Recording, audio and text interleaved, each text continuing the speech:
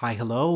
Welcome to another episode of Isaiah's Newsstand. It's your host, Isaiah Edwards. The date is November the 20th, 2023. Hopefully this episode finds you well in good spirits and high hopes. As for me, let me just say I'm in one piece, but I'm good. I'm good overall. But let me where should we begin? Let's start with the food corner. So food quarter last night was great. I had a friend come through and they're like, Isaiah, I know you're not feeling well. I appreciate you giving me the heads up, but I'm going to treat you for a belated birthday gift. And they took me out to Olive Garden, and that shit was so cool. It was so yummy, and it was like the perfect thing for, like, a sick person who's like, on the mend. Like, here's some soup. We'll give you some soup and some salad, and you'll be well in no time. Now, granted, I'm still icky, still got it in me. I'm still down with the sickness. But we're hanging in there. I'll definitely say like I'm having the high low period now, where it's like, you know, morning sucks, the evening sucks, but the middle of the day I almost feel normal. It's like that. That's where we're at with it right now. I'm really hoping, praying that this doesn't like jam up my Thanksgiving plans. We'll see. It'll be a little Thanksgiving miracle. But yeah, give me your energy. Send me your energy for that. So there you go. There's Act One of my personal news. Let's get to Act Two. The work, the great work.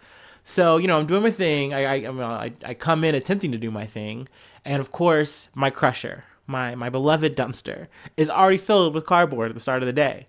So that's bad news. We don't like that. I literally am like trying to just like shove as much as I can to get like a wooden buggy free for the warehouse, and like one of like 50 that are just backed up. And the person, like, someone's coming down like, oh, so do you need any help? I'm like, no, because it's full. So I sat on my duff for like 4 hours. And then they finally come, the trash men, the real trash men finally come, and they swap me out, take my first break, and it's just into the ring of hell. Like, we're just back to back, wall to wall, just trying to do my thing. Yeah, I try not to be too snippy, too mean to people. I definitely switched in my moods. But I will say the first half of my workday was like pretty cool. It was fine. And then like I had to do overtime on the back end. So that was like, blech. But hey, here we are. We move. Then I'm driving home and I realize, oh, my front headlight is out. Oh no. And like, y'all know how I'm built. The second I have a car problem, I just got done with one. I'm like, let's get this shit done. I don't want to fucking, sit on this shit. No way. So I call around real quick, and sure enough, some nice person at the local AutoZone is like, yeah, if you bring your car in, I'll look at it and see if I can help you. Which I was like, hell yeah, bet. Because I know that, at least around here, like I even tried. I went to the advanced auto parts because it was closer, and I asked them if they could do it, and they're like, "No, we can't touch your car like that. We can install a battery, but we can't do that." So it's like, okay, that's fine, whatever. So I took my business to AutoZone, and sure enough, this like I gotta say maybe he was like 18-year-old, little guy, little boy, but I'll tell you what, he had the acumen, he could do it, and I will tell you, this is like.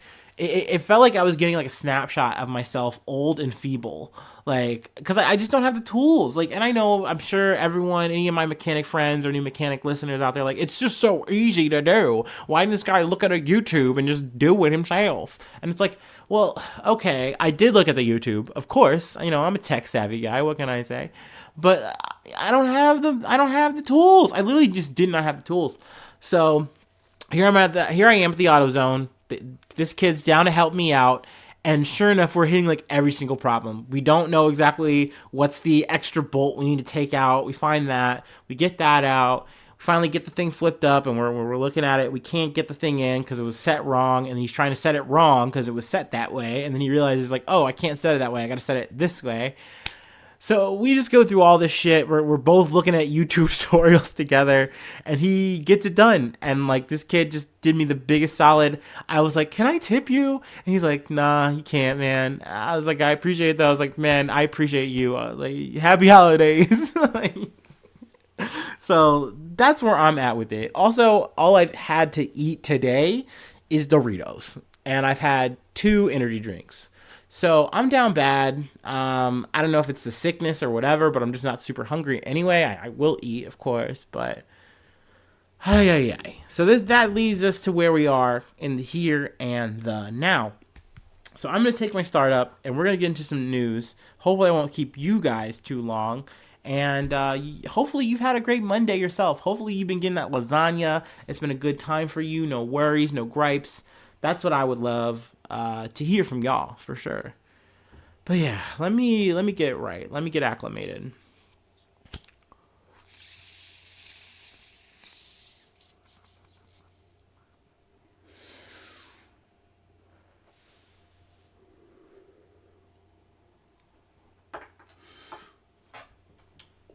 Oh yeah.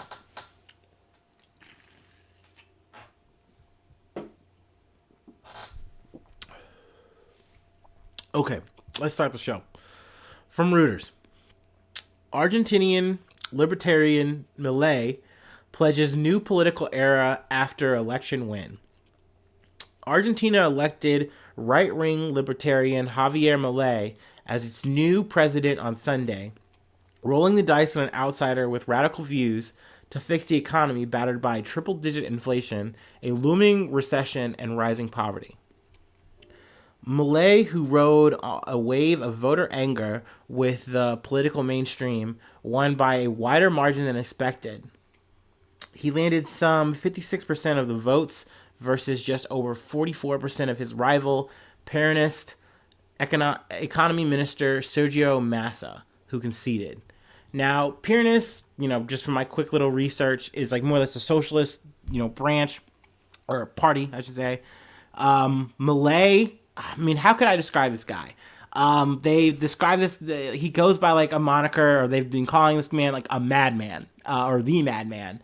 He looks like if Dio and Wolverine had a baby. Like, I don't know. That's what this man looks like. He looks like he should be like a front man of like a fucking band.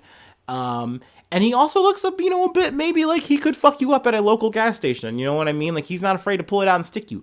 Also, he's not afraid to pull out a chainsaw to say, "Hey, I'm gonna fucking slash this inflation." I don't fucking know. Man's a bit squirrely, but I. I personally don't feel good about this. Whenever you have a guy that you are directly comparing to Trump, that to me is saying you're cruising for a bruising. But it also goes to show that people are so fed up with the establishment. It doesn't matter if it's leftist or it's conservative, whatever. They're like, this isn't working. This person that we are saying is like the norm guy is not working. We have to pivot. And, I mean, it's a yet again another cautionary tale. I mean, granted, we did this little dalliance in 2016, but I mean, damn, I'm super fucking worried we're about to do it in 2024.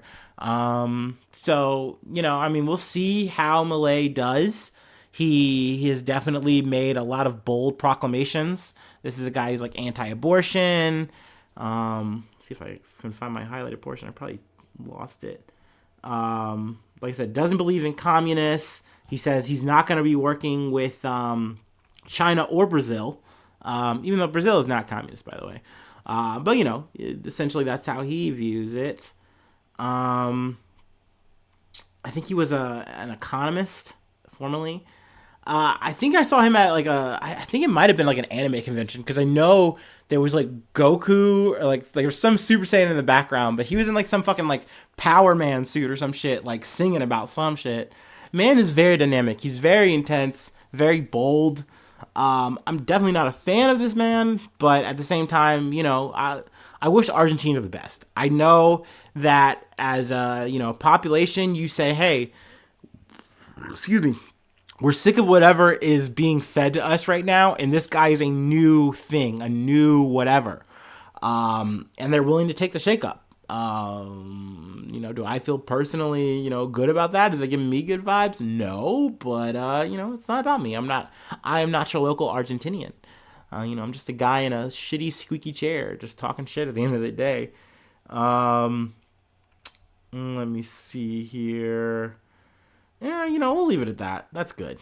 Let's move on to the next beat. Actually, it's an update from the Business Insider. Microsoft hires former OpenAI CEO Sam Altman after weekend of chaos. Chaos reigns. I wonder what ChatGPT feels about chaos. What's going on here? Is this loading? Here we go. Former OpenAI CEO Sam Altman is joining Microsoft. Microsoft CEO Satya Nadella announced on Monday that he was adding both Altman and Greg Brockman, the former OpenAI president, to the company's ranks. We are extremely excited to share that the news that Sam Altman and Greg Brockman, together with colleagues, will be joining Microsoft to lead a new advanced AI research team, Nadella said in a post on X. We look forward to moving quickly to provide them with resources needed for their success. In a post, Nadella also said the company remained committed to its partnership with OpenAI and look forward to getting to know Emmett Bashir and OpenAI's new leadership team and working with them. Now, Emmett Bashir is a very interesting name because, and I'm familiar with that because I'm big on, like, I watched Twitch TV, streamed a little bit. He was the former CEO of Twitch. He got let go. He had to hit the bricks. But it seems in this power shake-up vacuum thing, he's wound up with a good enough interview where they're like, okay, we're done trying to reel, Altman back, let's just cut our losses and we'll go with the sheer guy. So we'll see how that goes. Also, it seems that Microsoft, which was already involved with OpenAI to begin with, they said, oh, okay, we can't let Sam Altman and potentially any of the rogue OpenAI group that would follow him, we can't let them do a startup. Like, that would be like competition. That would eat into our own shit in the long run. We don't want to fucking see that. Like, they essentially said, let's cut the Civil War shit right now, and we'll just poach the fucking new free agent, and we'll be all good. And it seems like they've taken some of their colleagues. Now, I know from what I heard last from OpenAI, people are still upset with the chairman or the board. I think the board is the word I'm looking for here. They're saying, yo, you guys made a really bad decision kicking out Sam. Like, I know you guys said it was like leadership differences. Like, you guys weren't trusting him. You didn't feel good about it. But like, whatever the reason, it wasn't good enough. You guys now have to go. But it doesn't look like people are resigning. So I don't know if it's just like, hey, those colleagues that were really making a big stink just left and went with Altman and Brockman. Or if those people are still on OpenAI staff and they are still, saying, hey, you guys got to go or we're not okay with this. We need a new group of leadership. So, I mean, I guess that is like more or less putting a nail in this part of the story, in this part of the chapter. Curious to see what they're going to cook up. I imagine it's still along the same lines because essentially Microsoft just wants to have the best, AI network. And OpenAI, ChatGPT feels like that's it. And they want to be on the cutting edge, the pioneering fucking tip of this shit. So it looks like they're all keeping it in-house and, we'll just move along as it is. But definitely a very interesting weekend for OpenAI. It seems like it just came out of nowhere on Friday. We talked about it on the weekend, and then now here we are. It's seemingly settled. So, we'll see if that's the case. All right, we have another update, actually, from the Associated Press. Pop star Shakira reaches a deal with Spanish prosecutors on the first day of tax fraud trial. Whew. They tried to get our girl, y'all. They tried to get her, but they couldn't get her. Not this day. After having maintained her innocence for nearly 5 years, pop star Shakira struck a last-minute deal on the opening day of her tax fraud trial in Barcelona to avoid the risk of going to prison. Shakira told the presiding magistrate, Jose Manuel de Amo, on Monday that she accepted the agreement reached with prosecutors. She answered yes to confirm her acknowledgement of 6 counts of failing to pay the Spanish government 14.5 million euros, about $15.8 million, in taxes between 2012 and 2014. The trial, which was expected to include more than 100 witnesses over several weeks, was instead called off just after 8 minutes. Under the deal, Shakira is to receive a suspended 3-year sentence and to pay a fine of 7.3 million euros or $8 million. In addition to the previous unpaid taxes and interest, she will pay another fine of 432,000 euros or $472 in exchange for having her prison sentence waived. So she's still on the hook as like being like guilty of tax fraud, which she has another pending case that might, be an issue, but we'll cross that bridge, I guess, when we get there. But essentially this allows her to put this behind her. She just has to pay her, her taxes. But her defense was like, hey, I was living in the Bahamas for most of this time, and I was just like visiting, Barcelona. I've been judging on The Voice. I've been doing like music stuff. I've been all around. Like at the end of the day, I should not have to be here to pay, Spanish taxes. And the prosecution's like, oh, no. We have plenty of evidence to say that you have been here long enough, that you should be paying taxes, and that you are more than due. So I think essentially she's just saying, hey, I wanted to fight this, but looking at what's ahead of me here, I don't want to put myself, my family, through all of this shit. So let's just call it what it is, and I'll take the fucking charge, and we'll move on. So that's more or less what we'll leave it. Like I said, there is potentially more trial stuff happening in the future, just a different case. But yeah, I will definitely see. I mean, you know me. I'm a Shakira fan. Shakira. At the end of the day, I guess she took it on the chin, but at least she's not gonna go to jail. She's not getting jammed up by this shit. Okay. So yeah, we'll leave it at that. There's more details, but of course, you can always read it. Associated Press, they did that shit. We have one more thing to cover, and then I will let you go. But you know what that means. It's break time.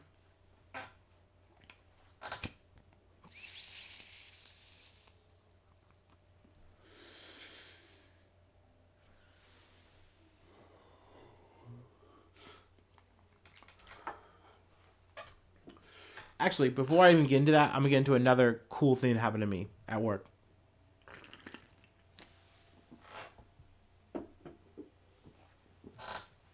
So, while I was in that, 4 hours of downtime,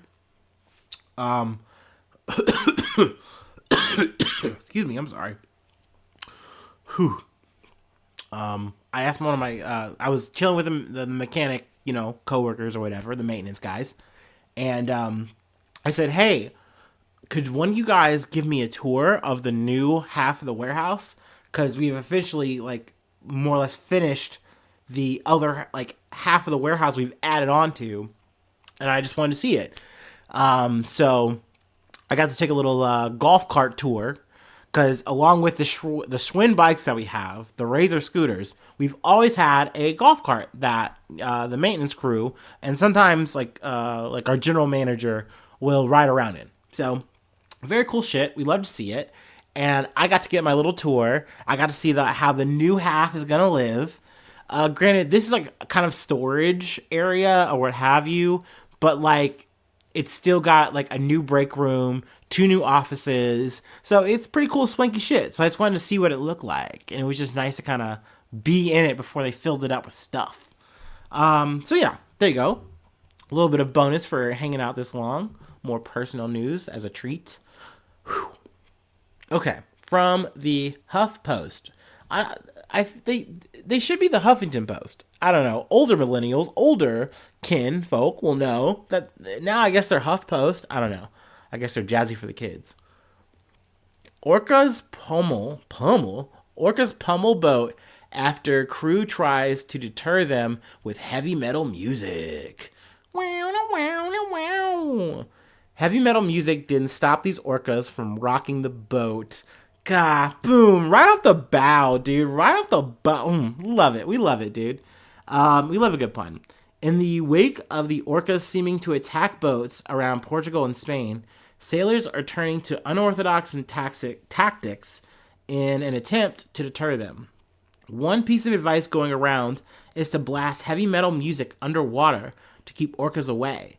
But a marine mammal researcher warns that this is a bad idea, and one crew seems to have learned this the hard way. Which, on its face, you should just understand that's dumb. It's just not a smart idea. Like, I can kind of get like you're just desperate and you're like, hey, maybe if we put some music that's like kind of like just loud and aggressive, it'll like either keep the orcas away. They'll be like disturbed, ooh, ah, and they won't fuck with us. Or I think another theory that they had was that it will mask our rudder or mask our boat sounds so they won't come for the boat. But it's like, no, bud. They're really great with sound, and you are literally doing noise pollution. And I'm not saying that because I hate heavy metal music. I like heavy metal music. We love some fucking metal. We rock out in this house, okay? But, like, you should not be using music, any kind of sound like this, to try to fight Mother Nature, to try to fight the ocean. Because guess what, motherfucker? They're going to fight you back. And that's exactly what these whales did. These killer whales just said, fuck your shit, and they fucked up the rudder just like they've been doing. It's like they made them mad, which I can totally understand, because it's like you're trying to hurt us, and it's like, no, dude, you're just being annoying. Because that's the thing. If you were to generate enough noise to actually deter an orca, you would be generating enough noise to hurt your own ears. So it's like, that's literally noise pollution. Like, there's just no other way to kind of word that once you kind of get to this point. And so once again, I can understand you're scared. This is a trending, on the rise thing. It's been going on, I guess, more and more since 2020.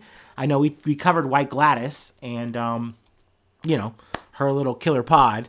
But, I mean, these kind of tactics are not going to work at the end of the day, my guys. I'm sorry, but, like, I don't know. You've got to work with the fucking Mother Nature better. You feel me? I don't know. I'm no expert. I'm just an armchair marine biologist guy, I guess, right now.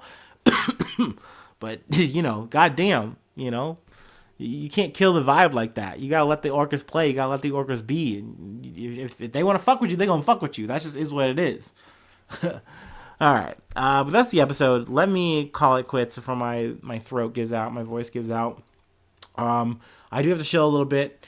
Patreon.com/Isaiah News. If you'd like to support the effort, become a newsie today. I shout you out at the top of the podcast. Plug a project thing if you like that. Feel free to hit me up at IsaiahNews1@gmail.com. And I am on all the socials that you're probably on. I just got on Blue Sky. Actually, that reminds me. I need to finish that. Though it feels weird. I don't know if that's it for me. But, yeah, follow me on all those things. Hopefully you're following me on the YouTube. Please hit the subscribe. I'm trying to get as many subscribers as I can on there. Hit the thumbs up on the episode, the bell to follow, keep up with the Joneses on whatever app you're listening on right now. Yeah. And hopefully I see you soon for some more good news. I love ya. Bye-bye. Mwah.